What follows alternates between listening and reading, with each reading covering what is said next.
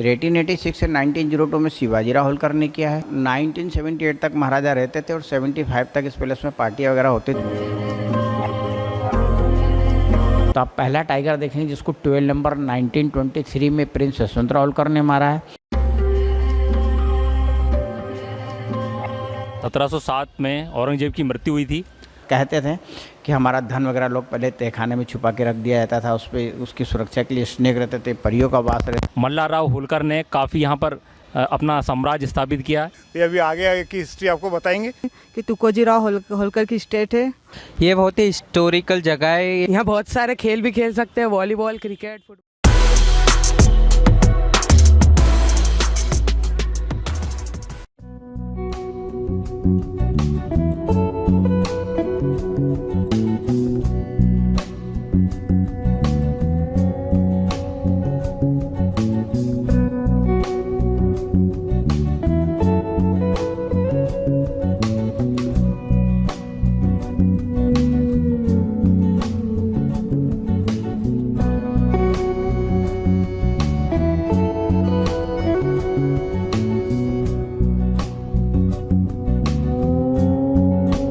Britain से ये gate मंगाया गया था। बीड़ धातु से ये बना हुआ है। बकिंघम पैलेस जो ब्रिटेन में है, वहाँ की जो रानी है, उनका जो बकिंघम पैलेस है, उसका जो गेट है, उसका हम रेप्लिका ऐसे कह सकते हैं, क्योंकि उसी के समान यहाँ पर गेट जो है समुद्र के रास्ते से मुंबई बुलाया गया और मुंबई के द्वारा फिर रोड के रास्ते से इंदौर इसे बुलवाया गया था। इसका इतिहास जानेंगे और इसकी क्या विशेषता है, किसने इसे बनवाया था और इसके बारे में जो भी जुड़ी कहानियां हैं, इससे हम आपको रूबरू करवाएंगे। नमस्कार दोस्तों, स्वागत है आपका इस YouTube चैनल सबकी बात सबके साथ में। 72 एकड़ इसका एरिया है और 4 एकड़ में इस बिल्डिंग का निर्माण किया गया है। इस निर्माण को 3 राजाओं ने मिलकर बनाया है। सबसे पहले इसको 1854 से स्टार्ट किया था, जहाँ हम खड़े हैं। तो 1886 तक इसको इस बिल्डिंग का आधा भाग पहले तुकोजीराव होलकर सेकंड ने बनाया। फिर 1886 से 1902 में शिवाजीराव होलकर ने किया है और 1902 से 1925 से 26 में इसका लास्ट इंटीरियर तुकोजीराव 3 ने किया और तुकोजीराव 3 इसमें लास्ट टाइम तक 1978 तक रहे। सबकी बात के सब सब्सक्राइबर्स और व्यूअर्स को मेरा नमस्ते। और अभी मैं मिला हूँ श्री शोभित जी से और आप सब इनका चैनल देखिए। ये लालबाग पैलेस में खड़े हैं और यहाँ पर ये अपने चैनल के लिए ये वीडियो शूट कर रहे हैं। तो ये अभी आगे की हिस्ट्री आपको बताएंगे और आप इनके चैनल को लाइक कीजिए, सब्सक्राइब कीजिए। Thank you.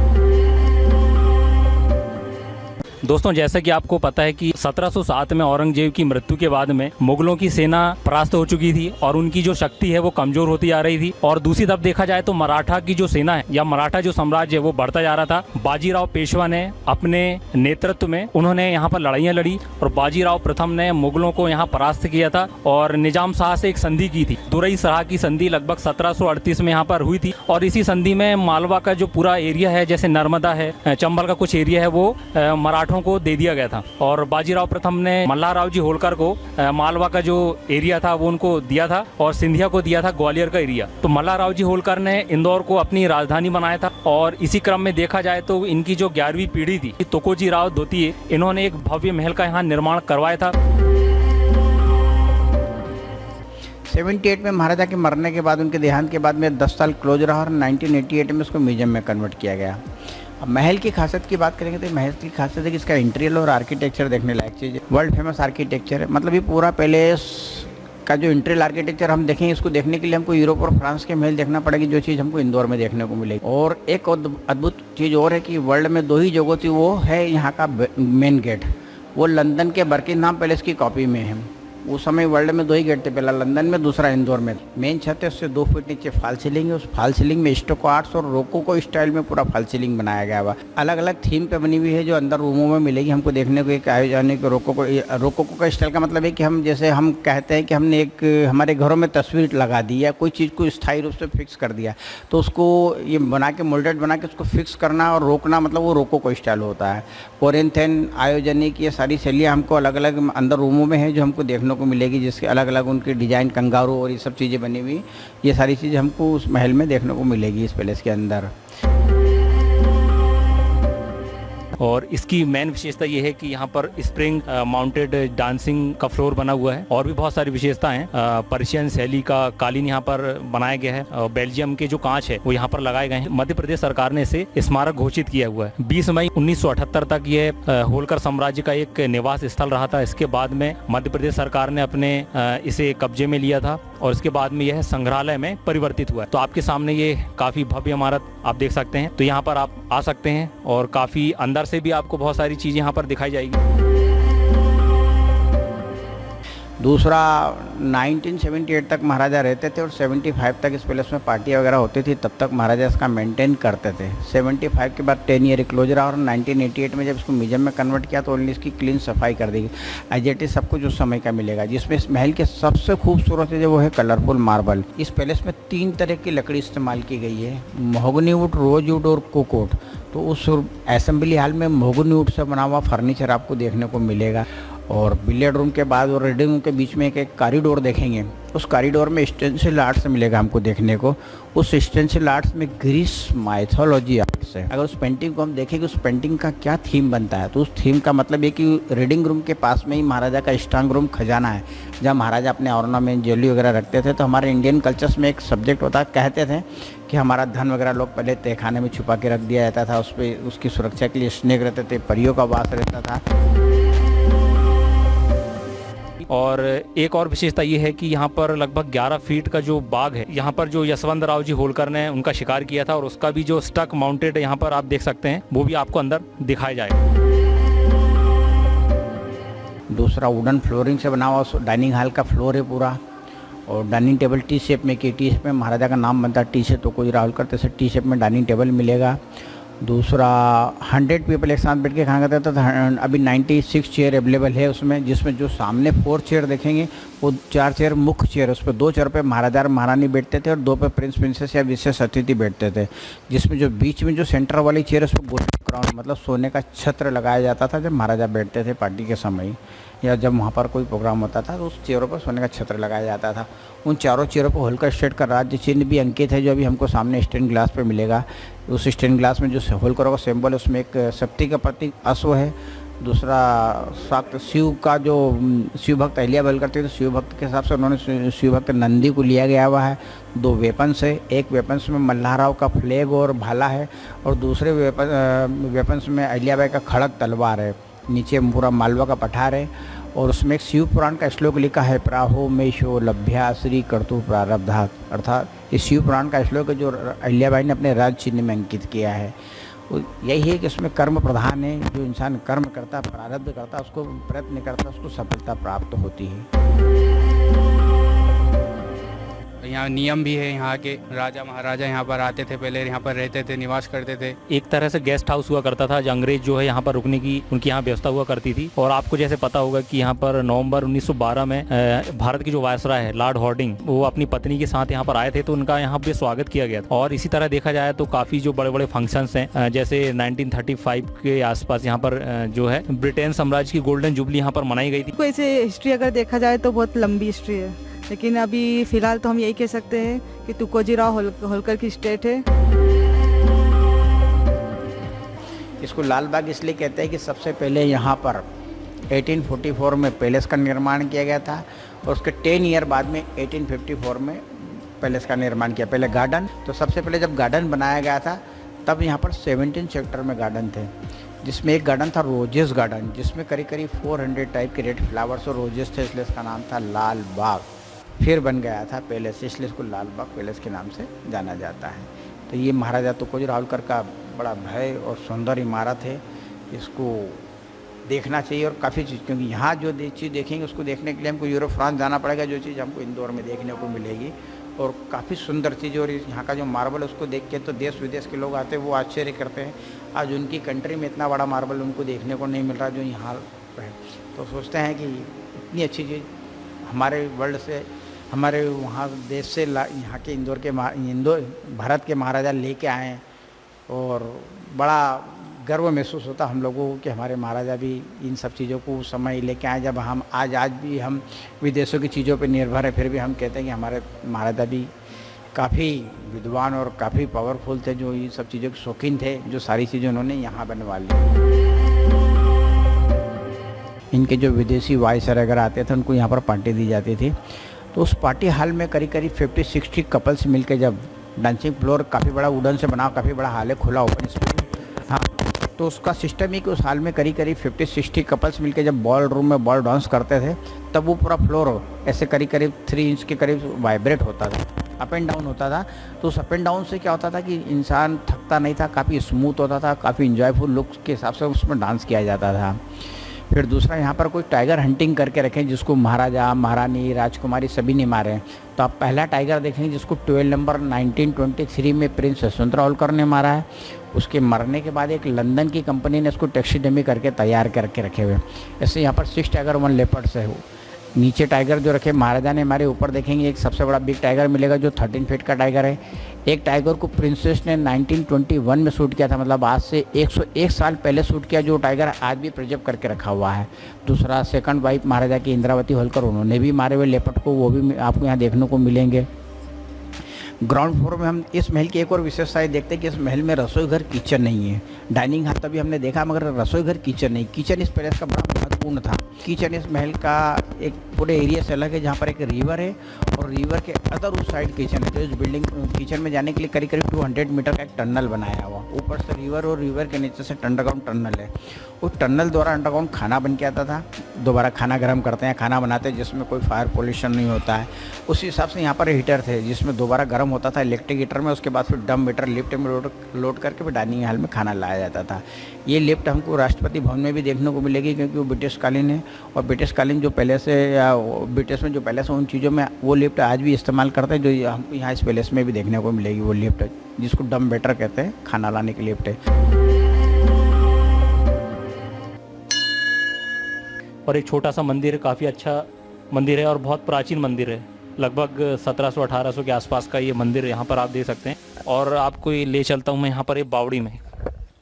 एक यहाँ पर आप देख सकते हैं काफ़ी गहरी बावड़ी है, पर यहाँ बावड़ी के सीन आप देखेंगे तो यहाँ आप आ नहीं पाएंगे। यहाँ पर प्राचीन समय में ये बावड़ी हुआ करती थी। और ऐसी भी बहुत सारी ऐसी जगह हैं जिसके बारे में हम कह सकते हैं कि इसका रख रखाव करने की काफ़ी आवश्यकता है। और सरकार ने जब से इसे अपने कब्जे में किया है तब से इसका रख रखाव में कहीं ना कहीं हम कमी देखने को यहाँ मिल सकती है। तो दोस्तों आप देख सकते हैं ये खान नदी की सहायक नदी सरस्वती नदी के किनारे बसा हुआ ये भव्य पैलेस लाल बाग है। और इसके परिसर में ही काफ़ी कुछ यहाँ देखने को मिल सकता है। कुछ जर्जर हालत में यहाँ पर कुछ इमारतें हैं जिन्हें काफ़ी कुछ सुधार करने की आवश्यकता है। और डांसिंग हॉल के साइड में ही महाराजा का ऑफिस है। उसी से ऑफिस से अटैच है महाराजा का काउंसिल चैम्बर, जहाँ खास सीक्रेट मीटिंग करते थे महाराजा गुप्तचरों के साथ में बैठ के। उसके बाद उनका वेस्टर्न डाइनिंग हॉल है जिसमें फैमिली मेंबर के साथ डेली रोज का खाना खाया जाता था। उसके बाद हमने देखा कि पूरा पैलेस यूरोपियन आर्किटेक्चर में, मगर 2 इंडियन डाइनिंग हॉल भी जहाँ पर भारतीय पद्धति के रूप में आसन लगा के पंखा सिस्टम में नीचे बैठ के खाना खाते थे। मतलब पूरा पैलेस यूरोपियन आर्किटेक्चर, वो 2 इंडियन आर्किटेक्चर के इंडियन डाइनिंग हॉल। जिसमें मेल डाइनिंग हॉल है वो राजपूताना राजस्थानी आर्किटेक्चर में और फीमेल डाइनिंग हॉल है वो मुगल आर्किटेक्चर में। इसी तरह पे हमें देखें क्राउन हॉल और सिटिंग हॉल के बीच में भी एक बीच में से पीछे से एक रास्ता है। जैसे फ्रंट में अभी मेन जहाँ से पब्लिक एंट्री हो रही है, पहले वाले महाराजा का मेन एंट्रेंस था। बीच में लॉबी जहाँ पर आधा भाग खत्म होता था वहाँ से महारानी एंट्री करते। मतलब इस पैलेस में मेल और फीमेल और आम और वीआईपी सबके लिए अलग अलग एंट्री होती थी। उसके बाद हम ऊपर जाएंगे तो ऊपर में अभी एग्जीबिशन गैलरी लगा रखा है जो पहले प्रिंसेस के बेडरूम रहा करते थे। एक्चुअली में इंडिया में सबसे पहले फोटोग्राफी इंदौर के महाराजा तुकोजीराव होलकर के पास ही स्टार्ट हुई थी। इंदौर के एक फोटोग्राफर थे लाला दीनदयाल जो मेरठ के रहने वाले थे।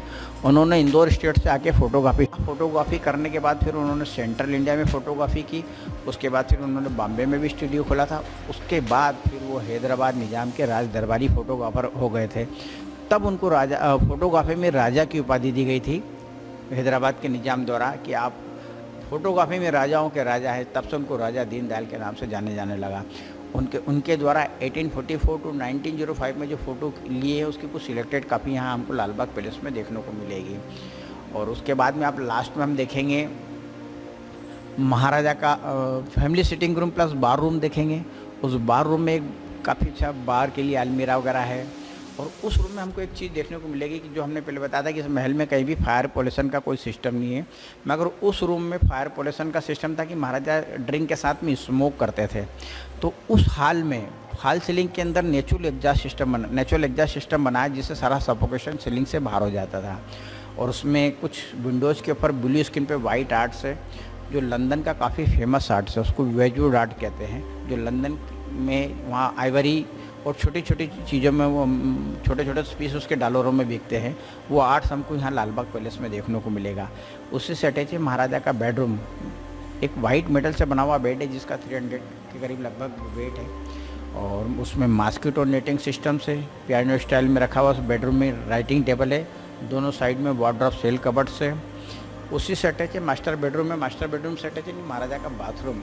इनका बाथरूम आज की जो 5 स्टार होटल होता जो उसके बाथरूम स्टाइल में पूरा महाराजा का बाथरूम बना हुआ, जिसमें डेट टाइम में जाकोजी, सोनाबाद, स्टीम, ये सब कुछ सिस्टम था, कम्बोर्ड वाला टॉयलेट था, बीटेड था, ये सारी चीज़ें हमको इस पैलेस में जो आज इंग्लिश स्टाइल में हम देख रहे हैं वो इंग्लिश स्टाइल वाले सारे इनके बाथरूम उस समय को देखने मिले।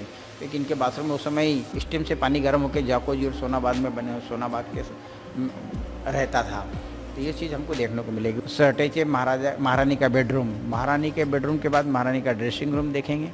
महारानी के ड्रेसिंग रूम में एक काश्मीर वुड का पार्टीशन है, उस पार्टीशन चेंजिंग के लिए उस पार्टीशन को अखरोट की लकड़ी से बना हुआ, जिसमें स्पेशल महाराजा ने अपने नाम से बनवाया, उसमें अपना राज चिन्ह अंकित किया है, उसमें महाराजा का नाम हम भी अंकित किया है कि राजा धीराजा राज राजेश्वर महाराजा तुकोजराव बाला साहब होलकर इंदौर, उनके नाम से ऐसा उसमें अंकित किया हुआ है। उसके बाद फिर आप एग्जिट करते हुए महारानी पोर्च में आएंगे बाहर की साइड में, और बाहर के साइड में आप 2 स्टेचू देखेंगे। एक क्वीन विक्टोरिया का स्टेचू है जिसको 92 में जबलपुर से लाके डिस्प्ले किया गया हुआ, और एक रॉबर्ट हैमिल्टन का स्टेचू है जिसको इंदौर सिटी में से ही लाके यहाँ पर डिस्प्ले किया गया। वो ब्रिटिश सरकार के समय इंदौर के गवर्नर रहा करते थे, तो काफ़ी अच्छा महाराजा के काफ़ी सपोर्टर थे, इसलिए उनका एक इंदौर में नाम है उनके नाम से, हैमिल्टन रोड से। तो वो स्टेचू वहाँ से उठा के फिर यहाँ डिस्प्ले कर दिया गया हुआ। तो मैं आपको बता दूं कि आप यदि यूरोप फ्रांस का आर्किटेक्ट देखना चाहते हैं तो आप यहाँ पर आइए, यहाँ लाल बाग पैलेस में विज़िट करिए। यहाँ आपको वही आर्किटेक्ट मिलेगा जो आपको इटली फ्रांस के जो रोकोको और बरोक शैली में आपको जो देखने को मिलता है वही आपको यहाँ पर देखने को मिलेगा। कि इसे मेंटेन किस तरह से किया जा रहा है, या सरकार द्वारा क्या कुछ योजनाएं हैं या फिर कुछ इसके लिए बजट बनाया गया है? सरकार की योजनाएं तो इसकी काफ़ी कुछ है जी। जिस तरह पर पहले का रोज गार्डन था उसी तरह से गार्डन बनाया जाए। कुछ सलवट पार्क की भी योजनाएं थी। योजनाएं तो इस बिल्डिंग के लिए काफ़ी कुछ है, मगर मूल रूप नहीं ले पाते क्योंकि फ़ंड की बहुत बड़ी प्रॉब्लम है, क्योंकि इसके लिए छोटा मोटे फंड से काम नहीं चलेगा, इसके लिए बहुत बड़ा फंड लगता है। तो अभी जैसे ही फंड कुछ 40-45 करोड़ के करीब लगभग शायद इसका पैसा अप्रूवल हो रहा था, और उसी बीच में काम भी स्टार्ट हो गया था। करीब 14 करोड़ का काम बाहर स्टार्ट हुआ था और बाकी अंदर का हो रहा था, मगर उसी बीच में कोरोना काल आने की वजह से, लॉकडाउन होने की वजह से वो सारे काम पिछड़ गए और वो सारे काम फिर पेंडिंग होने, उसकी वजह से राशि ना मिलने की वजह से कुछ काम भी पेंडिंग हो रहा है यहाँ पर, क्योंकि 2.5 साल में भी कुछ काम नहीं, सब छोड़ दिए गए। कुछ काम और बाकी सब छोड़ दिए गए। जो मेन काम जो रूप बगीचा गार्डन वगैरह बनाना करना, डेवलप करना, वो सारी चीज़ें रह गई। रहा अंदर की बात है तो अंदर में कुछ एक वर्ल्ड मॉन्यूमेंट कंपनी है, इसके आभा नारायण मैडम, उन्होंने इस लाल बाग पैलेस के कुछ रूम अभी तैयार करे हैं। अभी कुछ समय बाद जल्दी ही खुल जाएंगे। अभी बंदे वो उनका council chambers, dining hall, living room और थ्रोन हॉल, ये 4 रूम अभी 5 रूम अभी बंद है। ये रूम कुछ समय बाद खुल जाएंगे, तो वो एक नए आकर्षण में आपको और देखने को सुसज्जित रूप में आपको देखने को मिलेंगे आने वाले समय में जल्दी ही। ना इस पैलेस के बारे में पूछता है, बस वो तो मोबाइल स्टार्ट करता अपनी सेल्फी फ़ोटो, या फिर अपना मोबाइल स्टार्ट करा, मोबाइल में ही पैलेस को देख लिया और आगे बढ़ता जाता है, और रुक के ये चीज़ों को सब देखने की उसको फुर्सत नहीं या ना समझने की चीज़ें। तो जब से मोबाइल स्टार्ट हुआ, जब से कुछ महल को क्षति भी, नुकसान भी पहुंचा है, प्लस लोग दुरुपयोग भी कर रहे हैं उसका। तो सबसे पहले तो मैं ये कहूँगा कि इसका मोबाइल कैमरा ये बंद होना चाहिए। बंद ना होगा तो इसकी इतिहास के बारे में नहीं समझ पाएंगे लोग, और ना ही इसको देख पाएंगे ठीक से, क्योंकि वो तो हो ही नहीं। आज फ़ोटो शूट में लगे हैं सब। अंदर आते हैं पैलेस में तो अपना फ़ोटो शूट करते हैं, मगर इस पैलेस को कोई नहीं देख रहा है। तो सबसे महत्वपूर्ण चीज़ है कि इसको ये बंद करके और लोग विजिटर्स आए और देखें पहले, क्योंकि इसको मोबाइल में देखने से वो सब कुछ नहीं मिलेगा। जब तक स्वयं अपनी चीज़ को आंखों से देखेंगे और समझेंगे, इतिहास के बारे में समझेंगे, तो ना तो फिर इतिहास गुम हो जाएगा। आज लाल बाग पैलेस में शोभित जी आए हैं, सबकी बात चैनल से आए हैं, और उन्होंने देखा, बड़ा अच्छा भी लगा है कि आज पब्लिक के लिए कुछ एक चीज़ बता रहे हैं, पब्लिक के सामने कुछ पेश कर रहे हैं, ताकि उनको ये सारी चीज़ें मिले, इस महत्वपूर्ण जानकारी मिले। बट लालबाग नहीं, पूरे इंदौर के बारे में ये पूरी डिटेल बता रहे हैं। तो बड़ा अच्छा लगा कि कम से कम इंदौर के इतिहास के बारे में सभी को जानकारी मिले। आप इस चैनल के माध्यम से भी इस इतिहास को समझें, लालबाग इंदौर को समझें, इंदौर के इतिहास को समझें, इंदौर के महाराजाओं का इतिहास समझें और इसको देखें, क्योंकि ये जो चीज़ें आपको देखने को मिल रही है बहुत ही आने वाले समय में ये सब चीज़ें, क्योंकि आज हमारे इंडिया में हम जितने भी पहले देख रहे हैं खंडर हो रहे हैं, टूट फूटे मिल रहे हैं, हमको खंडर मिल रहे हैं, मगर इतना भय और सुंदर चीज़ें जो आपको देखने को मिल रही है तो आप उसको ज़रूर देखें और इसका इतिहास के बारे में जानकारी लें। इस चैनल का भी मैं बहुत बहुत धन्यवाद देता हूँ कि आपके सहयोग के लिए इतना सब कुछ किया जा रहा है। और बहुत अच्छा अभी तक मेंटेन करके रखा है इन्होंने, गवर्नमेंट के ने अच्छा मेंटेन करके रखा है। ऐसी जानकारी आपके सामने हम पेश करते रहते हैं और किसी भी प्लेस और किसी भी स्थान की जो हिस्टोरिकल विशेषता है और आप जब भी घूमने जाएं तो उसकी विशेषता के बारे में पता करें तो आपका जो घूमने का जो आनंद है वो 2 गुना हो जाएगा। तो इसलिए आप जहां भी जाएं उसकी विशेषता और उसकी जो स्पेशलिटी है वो आप पता करें तो आप जो है काफ़ी आप अच्छा अनुभव करेंगे।